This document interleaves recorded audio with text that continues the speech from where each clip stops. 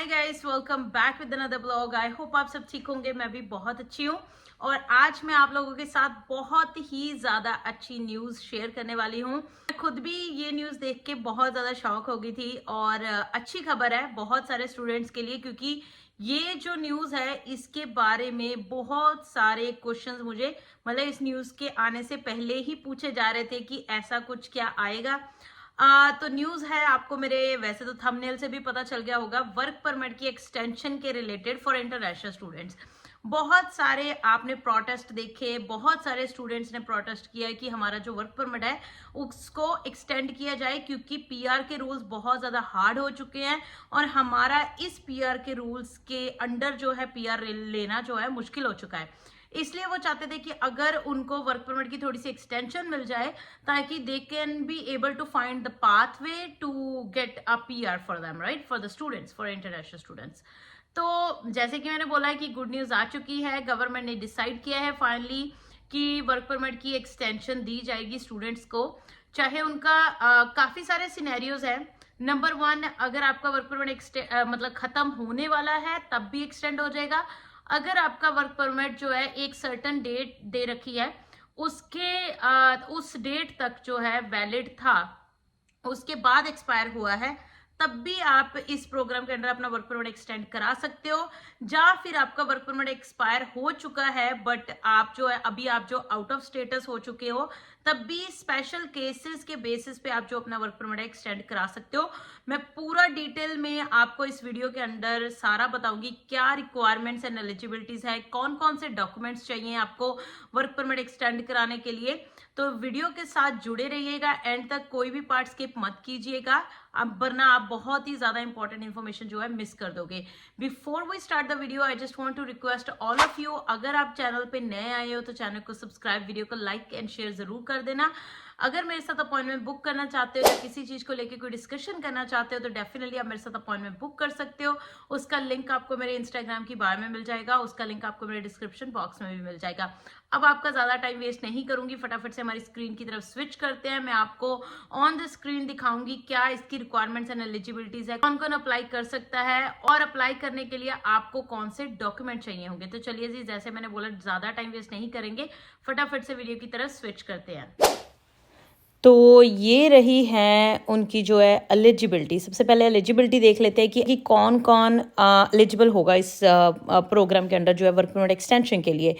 The foreign nationals holds a work permit, कोई भी जिसके पास वर्क परमिट है, ठीक है, has submitted an application for new work permit under section 200 of the regulations and has provided with the application referred to in a support letter issued by the provincial or territorial authority jurisdiction in which the foreign national resides, and that authority has signed a letter of intent with the IRC setting out its role in supporting facilitation under this public policy. Basically कहते हैं कि एक तो वो बंदा eligible है जिसके पास work permit है और एक्सपायर होने वाला है, ठीक है। नंबर 2 पे कहते हैं कि या फिर तो उसने अपना न्यू वर्क परमिट के लिए पॉलिसी डाल रखी है, उसको भी एक्सटेंशन मतलब मिल सकती है। और नंबर 3 पे जो इंपॉर्टेंट डॉक्यूमेंट है वो है आपकी सपोर्ट लेटर, जो कि इशूड बाय द प्रोविंशियल और territorial authority of the jurisdiction in which the foreign national resides.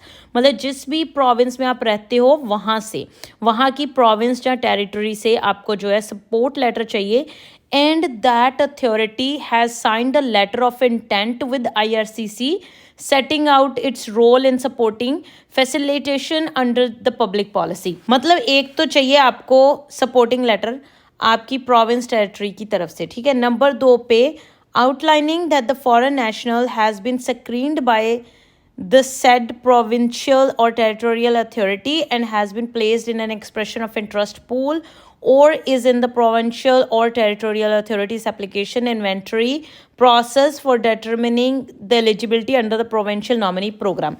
या फिर आपकी मतलब किसी प्रोविंस के अंदर पीएनपी लगी हुई है जहाँ एक्सप्रेशन ऑफ इंटरेस्ट डाला हुआ है बट अभी तक आपका कोई रिस्पॉन्स नहीं आया, आप रिस्पॉन्स की वेट कर रहे हो, तो प्रोविंस को वो बताना पड़ेगा कि आपकी जो फाइल है वो स्क्रीनिंग में है, तो आपको मतलब वो लेटर प्रोविंस की तरफ से बेसिकली ये जो चीज़ें, ये पॉइंट्स बता रखे हैं जो आपकी सपोर्ट लेटर में होने चाहिए, ठीक है। तो तब भी आप इस प्रोग्राम के अंडर एलिजिबल हो। A letter of employment from the foreign nationals current employer, जो आपका करंट एम्प्लॉयर होगा जिस भी प्रोविंस में, उसकी तरफ से भी आपको एक लेटर चाहिए। The foreign national held the valid work permit on May 7, but that work permit has since expired. जा तो आपका कहते हैं जो वर्क परमिट है वो 7 मई तक वैलिड था, बट उसके बाद एक्सपायर हो गया, तब भी आप इस प्रोग्राम के अंडर एलिजिबल हो। Has submitted an application for a new work permit, मतलब जा तो पूरा एक्सपायर हो चुका था, अब न्यू वर्क परमिट के लिए आपने अप्लाई किया हुआ है। An extension of their authorization to remain in Canada as a temporary residence under the Section 181 of the regulation, restoration of the temporary resident status under Section 182 of the regulation. मतलब कहते हैं आपका work permit खत्म हो चुका है, मतलब expire हो चुका है, एक्सटेंशन डाली हुई है, ऑथराइजेशन मतलब extension of their authorization to remain in Canada as a temporary resident, ठीक है, तब भी आप इस प्रोग्राम के अंडर अप्लाई कर सकते हो। Has provided with the application a support letter, ये तो मैंने आपको पहले बता दिया। सपोर्ट लेटर अब भी ये, इसमें भी सपोर्ट लेटर सारा सेम ही चीज़ें हैं, एक्सप्रेशन ऑफ इंटरेस्ट डाला हुआ है, पीएनपी डाली हुई है, तो वो सारी चीज़ें आपको चाहिए। आपके एम्प्लॉयर से भी लेटर चाहिए। The foreign national was authorize to work, ये सारी चीज़ें मैं आपको पहले बता चुकी हूँ, वही सेम चीज़ें बता रखी हैं। ये तो सारी चीज़ें आपको पता चल गई कि कौन से डॉक्यूमेंट चाहिए। बेसिकली मोटा मोटा डॉक्यूमेंट आपको 2 ही चाहिए। एक तो आपकी प्रोविंस की तरफ से आपको सपोर्टिंग लेटर चाहिए, नंबर 2 पे आपको जो आपका एम्प्लॉयर है उसकी तरफ से आपको लेटर चाहिए।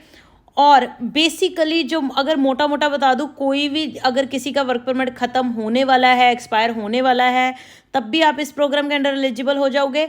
अगर आपका वर्क परमिट एक्सपायर हो चुका है तब भी आप इस प्रोग्राम के अंडर एलिजिबल हो जाओगे। बेसिकली मोटी मोटी ये बात है, ठीक है।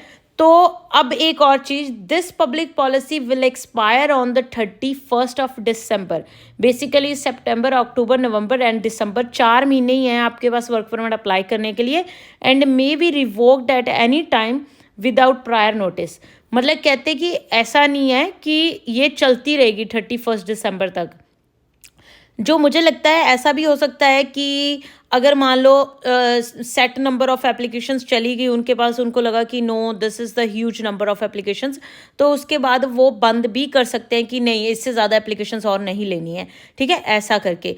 तो मतलब कीप दैट इन माइंड कि कुछ भी हो सकता है। डोंट थिंक कि अगर ये पॉलिसी आ गई है तो मतलब उन्होंने लिटरली लिख दिया है कि विदाउट एनी प्रायर नोटिस हम इसको रिवोक भी कर सकते हैं। तो ये थी बेसिकली जो नई पॉलिसी है। इसका लिंक मैं आपको मतलब दे दूंगी डिस्क्रिप्शन बॉक्स में, वहाँ पे जाके खुद एक बार डिटेल से आप रीड कीजिएगा इसको।